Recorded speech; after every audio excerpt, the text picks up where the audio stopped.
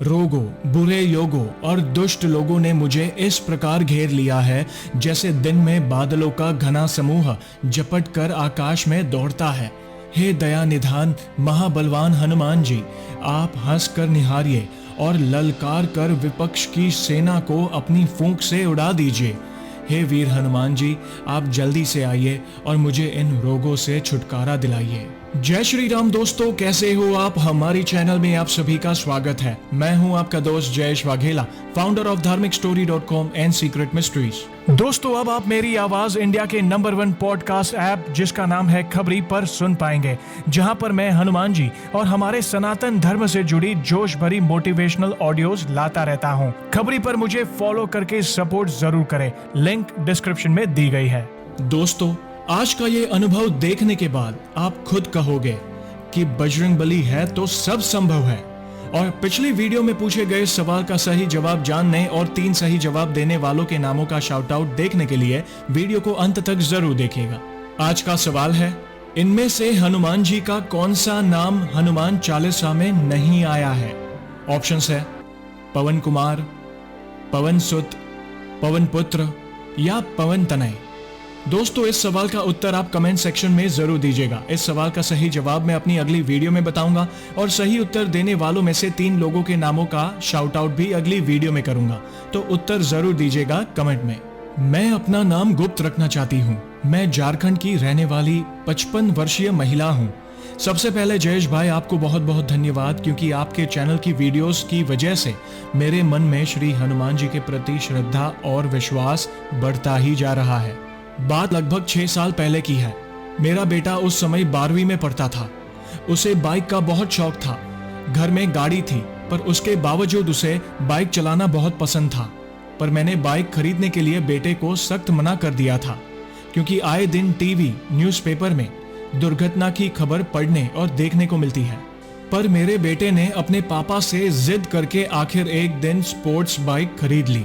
लेकिन मैंने अपने बेटे को साफ साफ कहा कि वो जब कभी भी बाइक चलाए बहुत ही सावधानी पूर्वक चलाए। खैर, जयेश भाई, होनी तो होकर रहती है।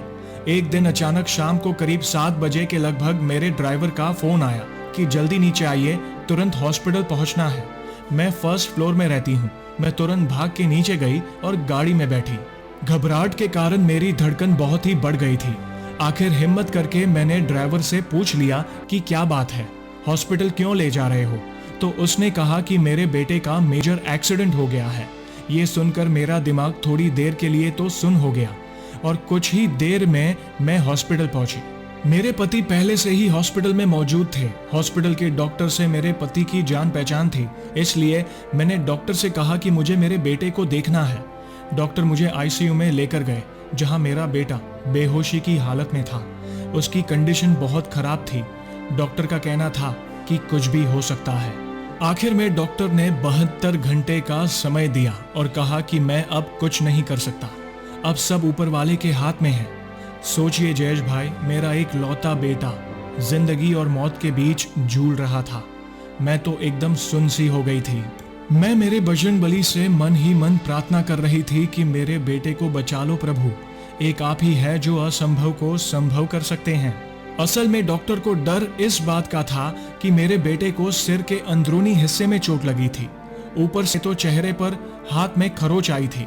इसलिए डॉक्टर को यह डर था कि इस तरह की चोट में व्यक्ति कोमा में भी जा सकता है या फिर पैरालिसिस का भी अटैक आ सकता है।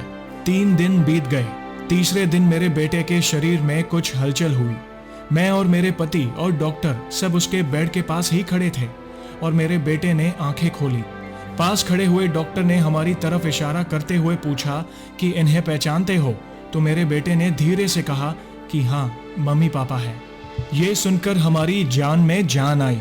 फिर डॉक्टर ने मेरे बेटे को कहा, बाथरूम जाओगे? तो उसने कहा हाँ। फिर डॉक्टर ने कंपाउंडर से कहा कि इसे पकड़कर बाथरूम ले जाओ। जैसे ही मेरा बेटा बेड से नीचे उतरा, धड़ाम से जमीन पर गिरकर बैठ गया। ये देखकर हमें एक पल के लिए लगा कि कहीं इसके शरीर के निचले हिस्से में कोई प्रॉब्लम जैसे पैरालिसिस तो नहीं हुआ है। लेकिन फिर डॉक्टर ने थोड़ा जोर से कहा, उठो और बाथरूम जाओ। जानते हैं जयेश भाई, ऐसा लगा कि साक्षात हनुमान जी महाराज ही मेरे बेटे का हाथ पकड़कर ले जा रहे हो। मेरा बेटा आराम से चलकर बाथरूम गया, फिर वापस आकर बिस्तर पर लेट गया। तब डॉक्टर ने हम लोगों से कहा कि अब यह पूरी तरह से ठीक है और खतरे की अब कोई बात नहीं है। हम लोग दूसरे दिन बेटे को घर ले आए। यहाँ मैं एक बात और बताना चाहूंगी कि जिस समय मेरे बेटे का एक्सीडेंट हुआ था, सामने से किसी ने उसको धक्का मारा था और मेरा बेटा जोर से उछलकर सड़क के बाएं तरफ गिरा। दाहिने तरफ हाईवे था। सोचिए, दाहिने तरफ गिरता तो क्या होता। फिर वो जहां पर गिरा बिल्कुल 3-4 इंच की दूरी पर ही लोहे का खंभा था। वो जैसे ही गिरा उसकी आंखें बिल्कुल बंद हो गई थी। लेकिन भगवान का चमत्कार देखिए, मेरे बेटे ने मुझे बाद में बताया कि उसे 1 मिनट के लिए होश आया था। उसने अपना फोन तुरंत टटोला। उसने देखा कि उसका फोन बिल्कुल उसके पास ही है। उसने तुरंत हमारे दुकान के स्टाफ को फोन किया और कहा कि मेरा एक्सीडेंट हो गया है, और इतना कहकर वो बेहोश हो गया। और संजोग देखिए, जहां उसका एक्सीडेंट हुआ वहां बिल्कुल पास में पेट्रोल पंप था, और संजोग से मेरे पति के कुछ दोस्त उसी पेट्रोल पंप पर पेट्रोल भरवाने रुके। उसमें से किसी ने कहा भी कि आगे पेट्रोल भरा लेंगे, लेकिन उसमें से एक भाई साहब जो मेरे पति के खास दोस्त थे, उसने कहा कि नहीं, जाड़े का दिन है, आगे रात को रास्ते में नहीं रुकेंगे। लेकिन अचानक से मेरे पति के दोस्त की नजर भीड़ पर गई, जो कि एक्सीडेंट हो जाने की वजह से जमा हो गई थी। उसने अपने साथी से कहा कि तुम लोग पेट्रोल भरवाओ, मैं देखता हूं किस बात की भीड़ है।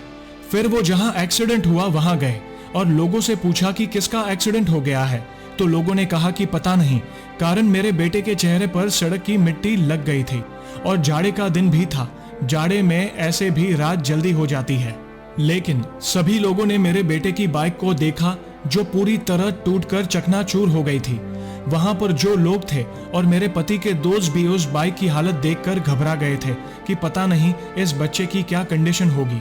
लेकिन संजोग से उसी समय मेरे दुकान का स्टाफ मेरे बेटे को खोजता हुआ वहां पहुंच गया और मेरे बेटे को उठाना चाहा। तब मेरे पति के दोस्त ने पूछा कि तुम कौन हो और यह किसका बेटा है। तब मेरे स्टाफ ने मेरे पति का नाम लिया और कहा कि यह उनका बेटा है। अब तो मेरे पति के दोस्त एकदम से बुरी तरह घबरा गए और वहीं से अपने दोस्तों को आवाज दी कि जल्दी से गाड़ी लेकर आओ। फिर मेरे स्टाफ की सहायता से जल्दी से उसे हॉस्पिटल पहुंचाया और रास्ते में उन्होंने मेरे पति को भी फोन कर दिया था, जिस कारण मेरे पति भी तुरंत हॉस्पिटल पहुंच गए थे और मेरे बेटे का ट्रीटमेंट तुरंत स्टार्ट हो गया था।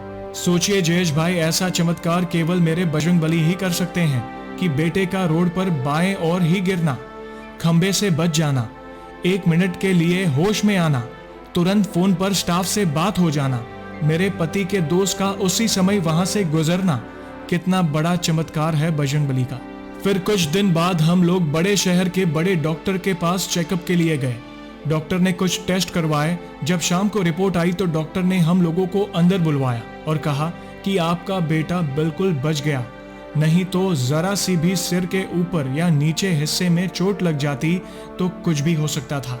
इतना बड़ा डॉक्टर होने के बावजूद उसने भी यही कहा कि जरूर कोई दैविक शक्ति है जिसके कारण आपका बेटा बिल्कुल बाल बाल बच गया। उसने कोई दवा भी नहीं दी। जानते हैं जयेश भाई, घर आते समय मैं पूरे रास्ते अपने बजरंगबली को धन्यवाद दे रही थी कि प्रभु आपके चरणों में मेरा कोटि कोटि प्रणाम, क्योंकि आज आपकी कृपा से ही मेरा बेटा पूरी तरह से ठीक है और मेरे साथ है। आज इस बात को 6 साल हो गए। मेरा बेटा पूरी तरह ठीक है और प्रभु की कृपा से उसने आगे की पढ़ाई MBA भी पूरा किया। उसे कहीं भी कभी भी कोई परेशानी नहीं आई। तो दोस्तों, देखा आपने, एक और असंभव कार्य को संभव किया हमारे बजरंगबली ने। बस दिल से उन्हें याद करें, वे जीवन के हर मोड़ पर आपकी सहायता करेंगे। तो ऐसे ही है हमारे बजरंगबली।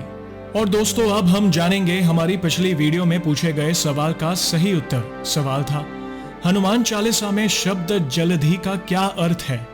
ऑप्शंस थे पर्वत, समुद्र, झील या नदी। दोस्तों, इस सवाल का सही उत्तर है समुद्र। इस सवाल का उत्तर तो अनेकों लोगों ने दिया। उनमें से 3 लोगों के नामों का मैं शाउट आउट करूंगा, जो कि है गौरव श्रीवास्तव, प्रिया सोनी और सौरव कुमार रॉय। आप सभी का बहुत बहुत धन्यवाद इस सवाल का उत्तर देने के लिए। श्री हनुमान जी की कृपा आप और आपके परिवार पर हमेशा बनी रहे। तो दोस्तों, कैसी लगी श्री हनुमान जी के चमत्कार से जुड़ी आज की ये वीडियो को लाइक और शेयर जरूर करिएगा, ताकि ज्यादा से ज्यादा लोगों तक श्री हनुमान जी की महिमा को हम पहुंचा सके। और जल्द ही एक और सच्ची घटना के साथ हम वापस लौटेंगे। तब तक जय श्री राम, जय हनुमान।